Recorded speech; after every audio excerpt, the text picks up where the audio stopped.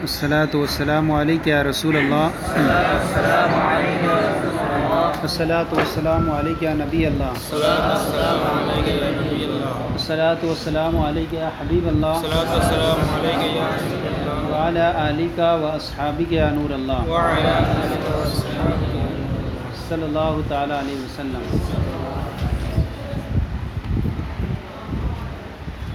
خطبۃ الکتاب بیان کیا گیا تھا پیچھے، اور اس میں مصنف علیہ الرحمٰن نے حمد و ثنا بیان کی، اور پھر اس کے بعد آنے کا مقصد بیان کریں گے کہ یہ کتاب لکھنے کا مقصد کیا ہے۔ اس کے اندر ایک لفظ آیا تھا آل، اور ان کی آل پر درود و سلام ہو۔ تو آل کا جو استعمال ہے، آل کہتے ہیں، آل کا استعمال شریف اور عظیم لوگوں کے لیے ہوتا ہے، چاہے انہیں شرافت دنیا حاصل ہو یا شرافت، جیسے آل فرعون، صحیح ہے نہیں؟ تو آل کا استعمال دونوں کے لیے ہوتا ہے، چاہے ان کو شرافت دنیا حاصل ہو یا اخروی، لہذا دونوں کہہ سکتے ہیں، آل فرعون، آل محمد، ہے نہیں؟ اور اہل جو ہوتا ہے، اہل کا استعمال جو ہے صرف ذوی العقول اور غیر ذوی العقول دونوں کے لیے ہوتا ہے۔ اہل کا استعمال ذوی العقول اور غیر ذوی العقول دونوں کے لیے ہوتا ہے، اور آل کا استعمال صرف ذوی العقول کے لیے ہوتا ہے۔ تو لہذا آل کا استعمال کیا ہے، غیر ذوی العقول کے لیے نہیں کر سکتے۔ اس کے بعد یہ آیا اما بعد، حمد و صلات کے بعد۔ اما کی اصل کے بارے میں بھی جو ہے کئی قول ہیں کہ اما اصل میں کیا تھا۔ سب سے پہلے اما کے بارے میں 4 قول یہاں نقل کیے ہیں۔ اما اصل میں انما تھا، کیا تھا؟ انما تھا، نون کو میم سے بدل کر میم کا میم میں ادغام کر دیا، اما ہو گیا۔ اور ایک اصل میں اما مئمہ تھا، کیا تھا؟ میم اول اور حمزہ کے درمیان قلب مکانی کر دیا، میم اول اور حمزہ کے درمیان قلب مکانی کر دیا، پھر میم کا میم میں ادغام کر دیا۔ اور تیسرا قول ہے کہ اما اصل میں مہما تھا، اما اصل میں مہما تھا، میم اول اور ہا کے درمیان قلب مکانی ہوا، پھر میم کا میم میں ادغام کر دیا اور ہا کو حمزہ سے بدل دیا، ہا کو۔ اور چوتھا قول یہ ہے کہ اما اصل میں اپنی اصل پر ہے۔ چوتھا قول کیا ہے؟ اما اصل اپنی اصل پر ہے۔ چلیں،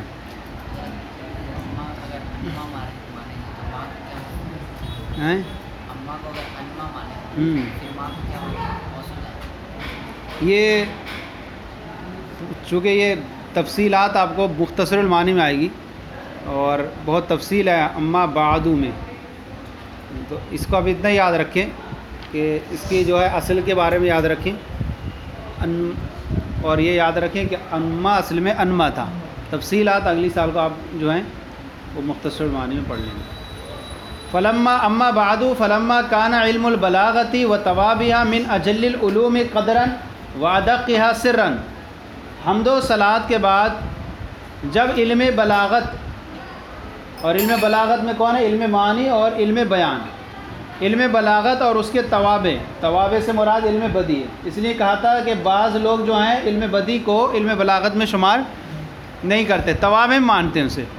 تو جب علم بلاغت اور اس کے توابع من اجل العلوم قدرن معنی مرتبے کے اعتبار سے اہم علوم میں سے ہیں۔ اہم، یہ من کیا ہے؟ تبعیضیہ ہے، یعنی اہم علوم میں سے ہیں۔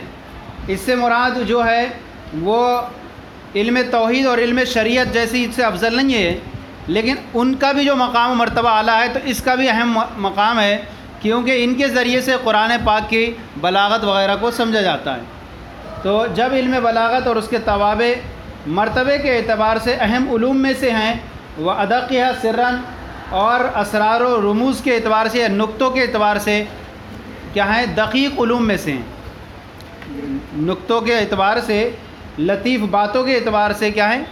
باریک علوم میں سے، اہم علوم میں سے، دقیق علوم میں سے ہیں۔ کیوں ہیں؟ اس کی وجہ بیان فرما رہے، اذ بہ یعرف دقائق العربیۃ و اسرارها، کیونکہ اس کے ذریعے سے عربی زبان کی باریک چیزیں اور اس کے اسرار و رموز کو پہچانا جاتا ہے۔ عربی کے اندر لفظ واقع ہوا ہے، صرف ایک لفظی کا ترجمہ معلوم ہو گیا، اور ایک جو ہے کہ اس کا معنی جو ہے پتہ چل جائے کہ کس طرح سے واقع ہے۔ جیسے کہ کوئی لفظ ہے عربی کے اندر، اگر آپ دیکھیں گے تو ایک کتاب آتی ہے المبین، اس کے اندر ہر لفظ کی جو ہے صفتیں بیان کی گئی ہیں، جہاں پر بھی وہ لفظ پایا جائے گا اس کے اندر وہ چیزیں پائی جائیں گی۔ لفظ میم آ گیا، اس کے اندر نرمی ہے، تو جس چیز میں بھی جو میم سے بنیں گے جو سیگے وہ نرم ہی ہوں گی۔ شین ہے، اس کے اندر پھیلاؤ ہے، تشفی ہے، جہاں پر بھی جو شین پائی جائے گی وہ اس کے معنی کے اندر پھیلاؤ پن پایا جائے گا۔ کاف ہے، اس کے اندر شدت ہے، کاٹنے کے معنی پائے جاتے ہیں، جہاں پر بھی کاف سے جو لفظ بنیں گے اس کے اندر ایسے ہی معنی پائے جائیں گے۔ تو یہ ساری چیزیں بھی جو ہے اس طرح کے سیگے قرآن پاک میں واقع ہوئے، تو یہ کیوں واقع ہوا، اس کی بلاغت کیا ہے، تو یہ ساری چیزیں جو ہے علم بلاغت کے ذریعے سمجھ میں آئے گی۔ اس کے ذریعے سے عربی زبان کی باریک چیزوں کو پہچانا جاتا ہے اور اس کے اسرار و رموز کو پہچانا جاتا ہے۔ وَتُكْشَفُ عَنْ وُجُوهِ الْإِعْجَازِ فِي نَظْمِ الْقُرْآنِ أَسْرَارُهَا، اور وجوہ کا اصل ایک معنی ہوتا ہے چہرے، اس کے ایک ہوتا ہے عربی زبان کے اندر ایہام، جس کو ہم کہتے ہیں توریہ، ایک قریب معنی ہو ایک بعید معنی ہو۔ قریب معنی آسان ہو لیکن قریب معنی نہ لیا جائے، بعید معنی اختیار کیا جائے، اس کو کہتے ہیں توریہ۔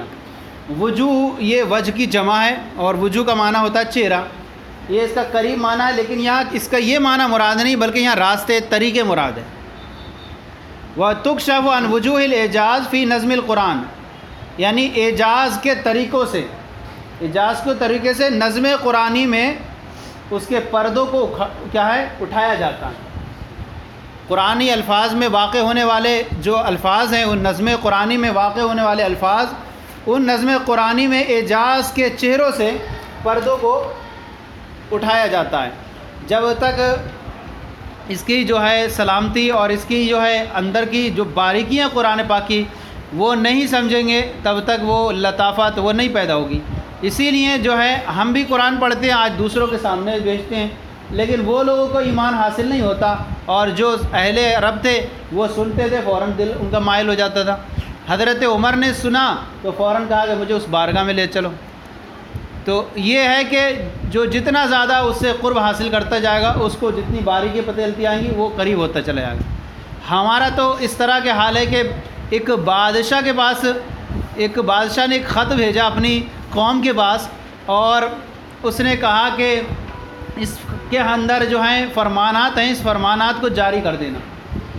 بادشاہ کا خط پہنچا، ان لوگوں نے جو ہے بادشاہ کا خط آیا ہے، بادشاہ کا خط، اسے سارے لوگوں نے چوما چاٹا، عطر لگایا، سب کرا، اور ایک مقام بلند پر رکھ دیا۔ اب کچھ دنوں کے بعد بادشاہ کا حکم آیا، کیا ہوا، میں نے جو بھیجا تھا فرمان، کہا بادشاہ سلامت، ہم نے تو آپ کے بہت عزت کی خط کو، اس کو چوما چاٹا اور اس کو عطر لگا کے روزانہ تبرک کے طور پر اوپر سے اٹھاتے ہیں، رکھ دیتے ہیں۔ تو بادشاہ جو ہے اس وقت میں جو ہے انہیں جو ہے خوش نہیں ہوگا، بلکہ کہے گا کہ میں نے اس لیے بھیجا تھا، بلکہ میرا مقصد یہ تھا کہ تم فرمان تھے ان کو جاری کرنا تھا۔ تو ایسے ہی آج حال یہ ہو گیا، قرآن بھیجا گیا تھا کہ اس لیے کہ اس کے اندر باریکیوں کو سمجھیں، اس کے احکام فرامین کیا ہیں۔ ہم نے جو ہے صرف قسم کھانے کے لیے اور سر اٹھانے کے لیے جو ہے کسی کی شادی کے لیے بس اسی لیے رکھ لیا ہے، باقی مہینوں نہیں اٹھتا۔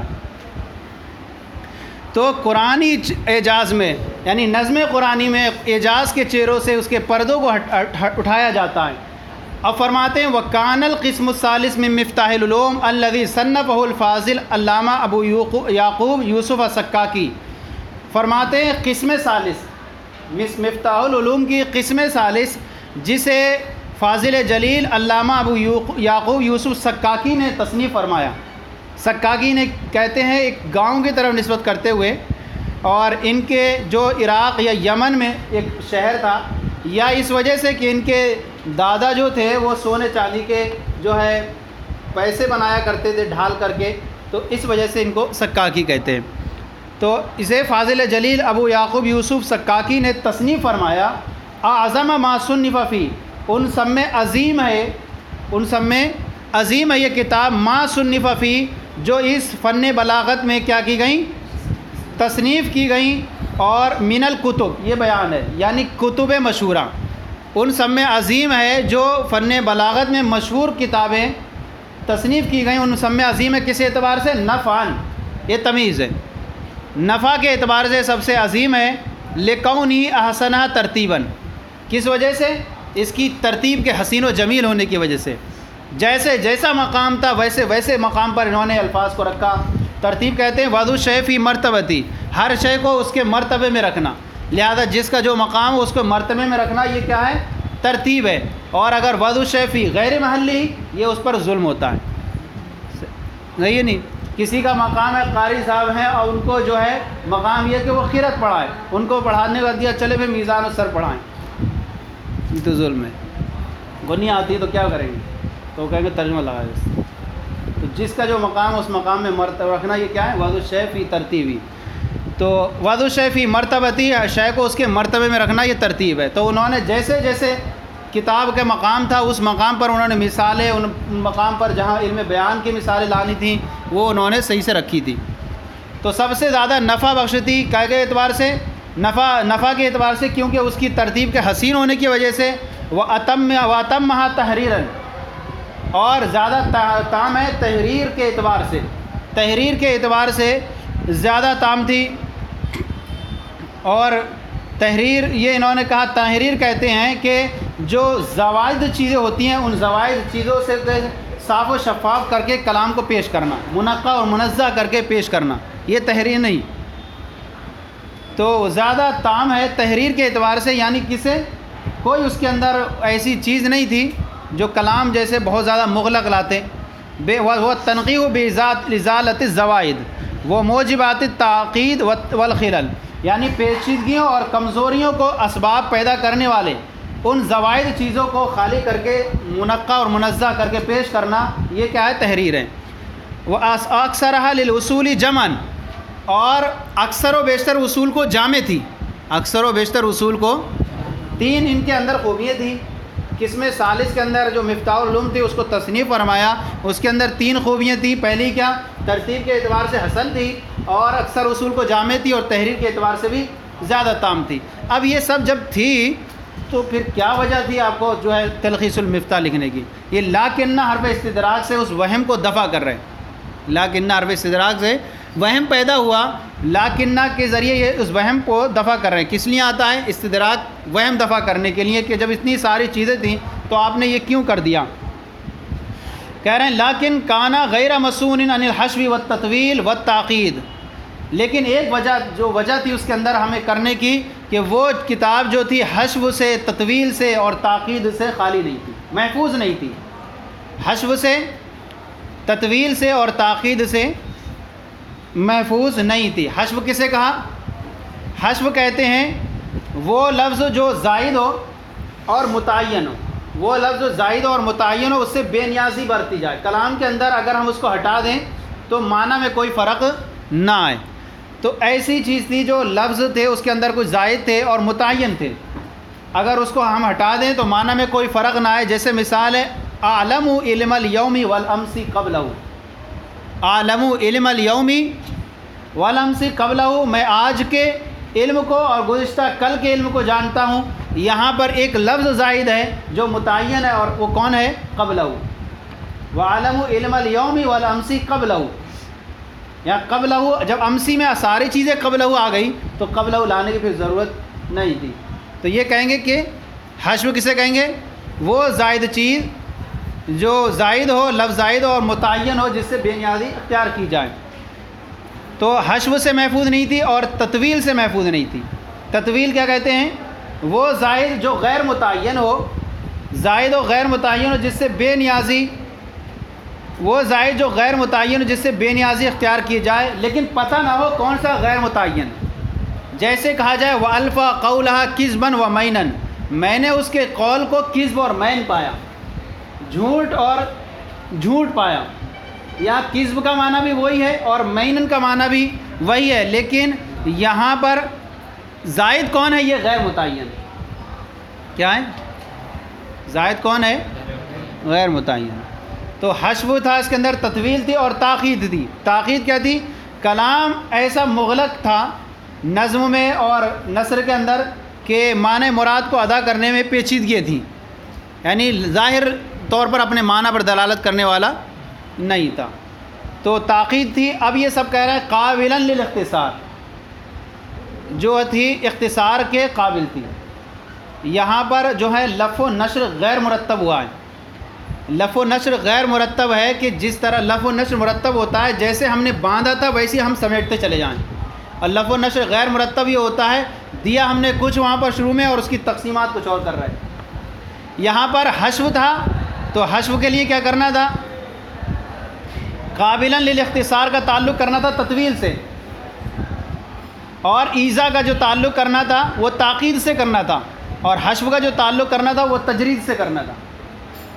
قابلا للتجرید غیر مسون الحشو قابلا للتجرید، غیر مسون والتطویل قابلا للاختصار، غیر مسون والتاقید قابلا للایذاء. یہ تھا. تو لف و نشر غیر مرتب، لف و نشر مرتب، یہ بھی جو ہے بلاغت کی اصطلاح ہوتی ہیں، لف و نشر مرتب اور لف و نشر غیر مرتب. جیسے کہ ہم نے کسی ترتیب پر کوئی چیزیں رکھی اسی ترتیب پر ان کا تفصیلی بیان کرتے چلے جائیں، اس کو کہتے ہیں لف و نشر مرتب.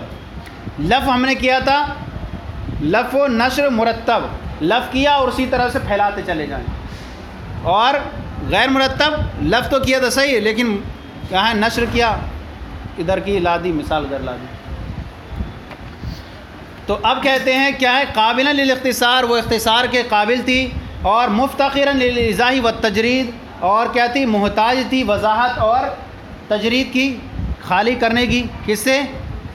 زائد معنی زائد الفاظ سے خالی کرنے کی محتاج تھی. اب کہتے ہیں اللفتو، یہ اللفتو کیا ہے؟ یہ جواب ہے لما کا. کون سا جو پیچھے آیا؟ فلما کان علم البلاغتی و توابع، یعنی جب یہ ہے تو اس لما کا جواب ہے. کیا ہے؟ اللفتو مختصراً، تو میں نے ایک مختصر کتاب تصنیف کی، یتضمن ما فیہ من القواعد، جو مشتمل ہے جو شامل ہے ما فیہ ان چیزوں پر جو اس میں ہے. کس میں؟ فی کا ضمیر کا مرجع قسم ثالث مفتاح العلوم، یعنی جو شامل ہے کس پر؟ جو اس مفتاح العلوم کے اندر ہیں، یعنی قواعد ان پر بھی شامل ہے.